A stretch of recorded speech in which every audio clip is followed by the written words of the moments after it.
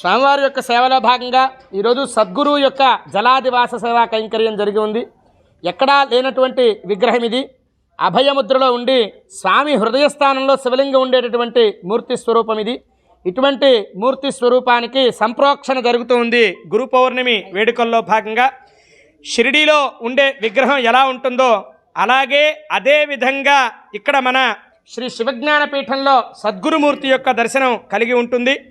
అటువంటి మూర్తి విశేషమైనటువంటి ఉత్సవాల కోసం, పంచామృతాది అభిషేకార్థాల కోసం విశేషంగా పంచలోహ విగ్రహాన్ని ఆవిష్కృతం చేస్తూ స్వామి యొక్క సేవను చేస్తూ సంప్రోక్షణ కార్యక్రమంలో మొదటి రోజు చక్కగా గణపతి హోమాన్ని పూర్తి చేస్తున్నాం.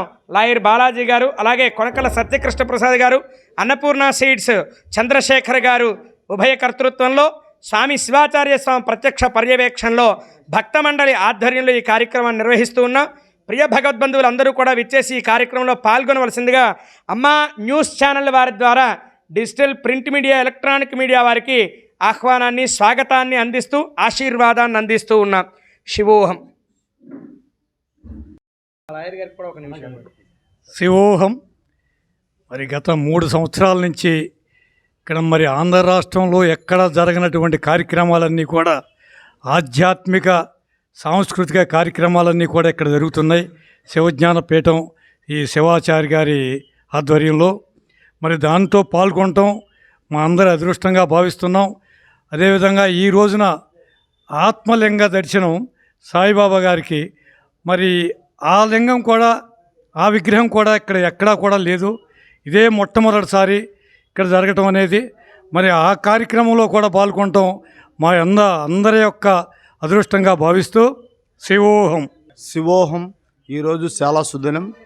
ఈ గురు పౌర్ణమి ఉత్సవాల భాగంగా ఈరోజు ఈ శివజ్ఞానపీఠంలో మన శివాచార్య గారి ఆధ్వర్యంలో బాబావారి విగ్రహానికి జలాదివాసం జరగటం చాలా ఆనందదాయకం. ఇక్కడ పాల్గొనడం మా పూర్వజన్మ సుకృతంగా భావిస్తున్నాము. ఈ అవకాశాన్ని కలిగించిన శివాచార్య గారికి మా కృతజ్ఞతలు తెలుపుకుంటున్నాం. అందరూ ఆధ్యాత్మిక భావంతో మెలిగినట్లయితే మనుషుల మధ్య వైషమ్యాలు, తారతమ్యాలు ఇవన్నీ నశించి సుహృద్భావంతో జనమంతా సుఖ సంతోషాలతో వెలిసిల్లుతారని నా యొక్క ప్రగాఢ నమ్మకం.